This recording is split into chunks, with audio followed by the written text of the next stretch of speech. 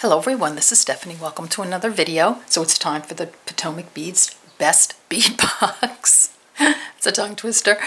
So this is for July. This is the Old World collection. So just for those of you who don't know about this, it is a bead subscription, and you get beads for your stash, you get beads that can be used with the pattern, and you get printed patterns. So you get one printed pattern in this box. You could subscribe monthly, quarterly, biannually, annually. It all depends on what you like. So I'm going to, I linked the subscription page in the video, in the description box under the video, so you can take a look, because there are all different ways you can do this. So it can be as low as $19.99 a month and goes up. Just depends on how long your subscription is. So check out the website. I think that's the best thing to do. All right, so I'm going to open it up and we're going to take a look at the beads. Okay, so I've grabbed a cup of coffee and we're going to open her up. So here we go. So what's better than a cup of coffee and opening up a bead box?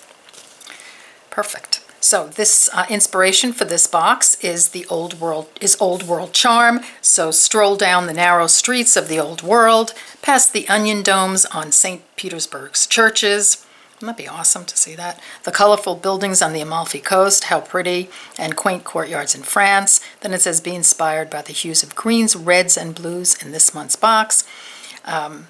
Smell the spice of an open-air market. Really, sets the mood, right? So here's your list. And the first thing on the list is the pattern you get, and here you get all the beads for the pattern, and then the other beads for your stash are here. So we'll get to those. So you can keep this box, and also get rid of the packing stuff. Keep the box. It's got a magnetic closure, so you can store your beads in there if you like.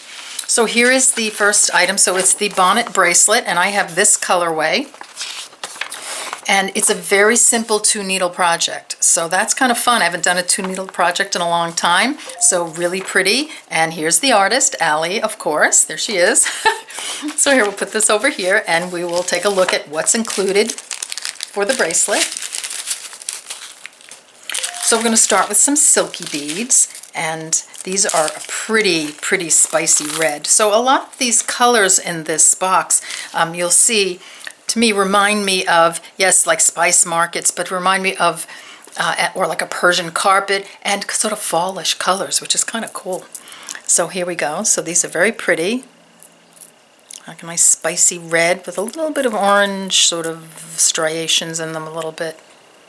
Very pretty. So here, that's that part of our bracelet. And then we've got some quarter Tila beads. Those two words together, quarter Tila, are impossible for me. But anyway, here it is. So it's a little teeny, part of a Tila, a quarter of it. So that's a Cobalt AB, transparent Cobalt AB color. Very pretty. And that's the this part of my bracelet here, right there. Pop those together.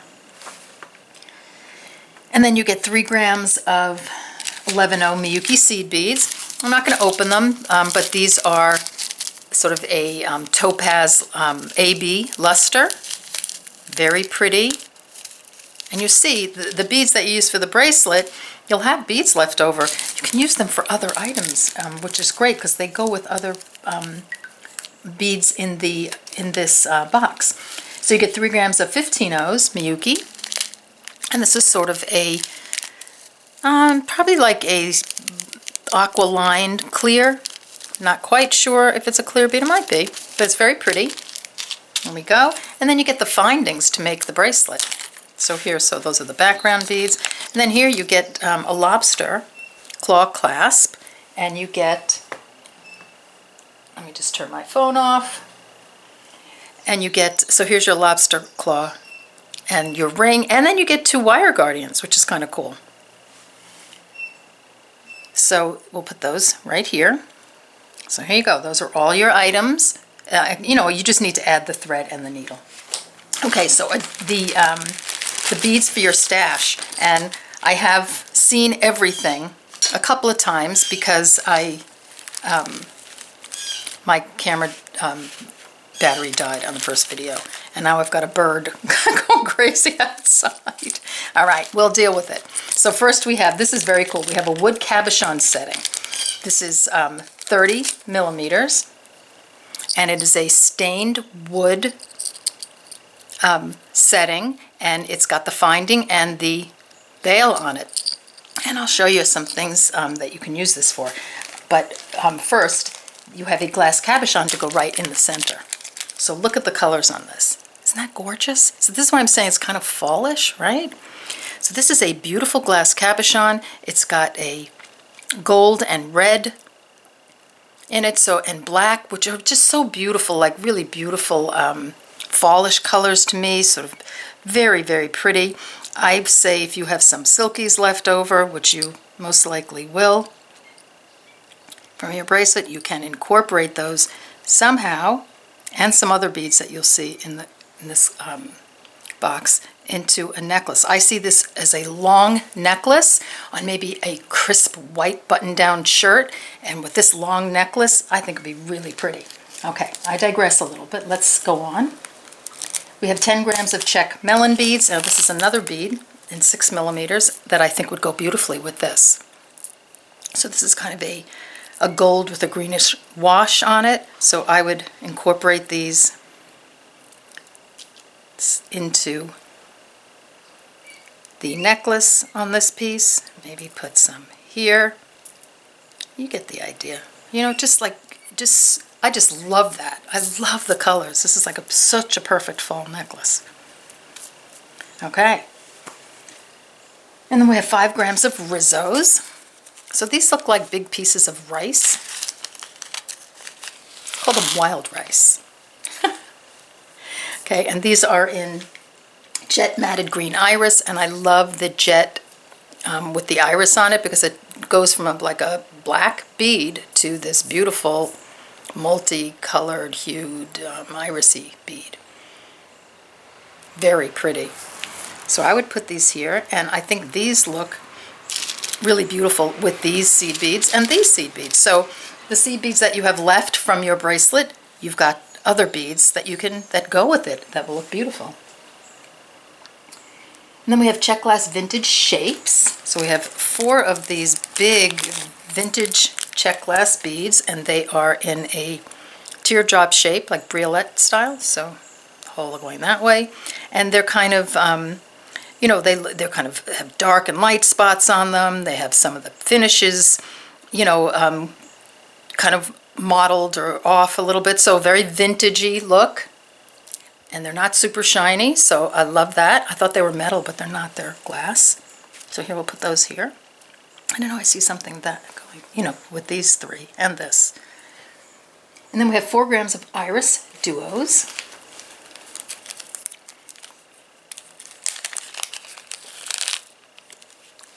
And these are very pretty little iris duos. And a nice sort of a matte lustery blue. Very pretty. So I like this whole combination right here is beautiful together. Then we have 9 grams of rhombus beads. And these are very, very pretty, sort of deep reddish burgundy color. And I love, I mean, I just love all the shapes they have. It's mind-boggling. You know, very easy. I mean, this has probably been done before, but I would just put these all in a row and put a bead in between, and you have a bracelet. You can make a little wrap bracelet out of it. Will this fit in between? Maybe not, but like any other small round bead, or even maybe you can incorporate this rhombus somehow. I don't know, but so pretty. I love that color, and again, like I said, you know, sort of fallish colors. Okay, there we go. And that is, did I tell you that's a 2-hole bead? And it's, did it have a size on it? It doesn't have a size. That's quite a large bead. So maybe 8 millimeter, something like that.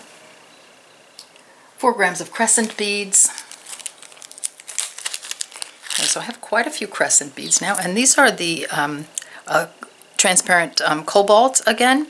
So not AB, but regular cobalt. If any of you have some ideas about how to use these, other than just putting them in a row with beads in between, because I'm sure that's been done like a million times, I have to get my thinking cap on to use these, because I do have a lot of these, and I think they're very pretty. So we have those. And then we have 4 grams of, oops, sorry, that's the Crescent Beads. Then we have oh, this is so pretty. We have a snake head and tail hook clasp. And I meant to pull out my bracelet. I have a bracelet where actually I purchased the bracelet, I didn't make it. It's a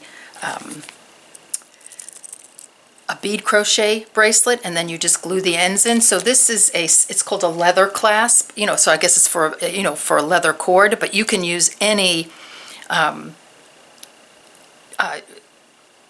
bead woven, what am I trying to think of? Tubular, there you go. You can use any kind of tubular bead weaving to put in here, which I think would be so pretty. I lost that for a second. Okay, I need more coffee. All right, so I love that snakehead, and I'm going to pull my bracelet out and wear it because I forgot about that. All right, so then we have 2 pewter links. And these are pretty big. Again, you can just put a bead in between it and do a little stringing. You could even use a, you know, a wire. So very pretty.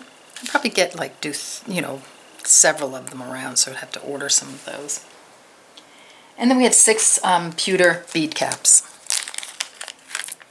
And I love these bead caps because they, if you look closely at them, they are little flowers put together, like little wreaths. So it's all flowers. Isn't that cute, like little daisies? Very cute.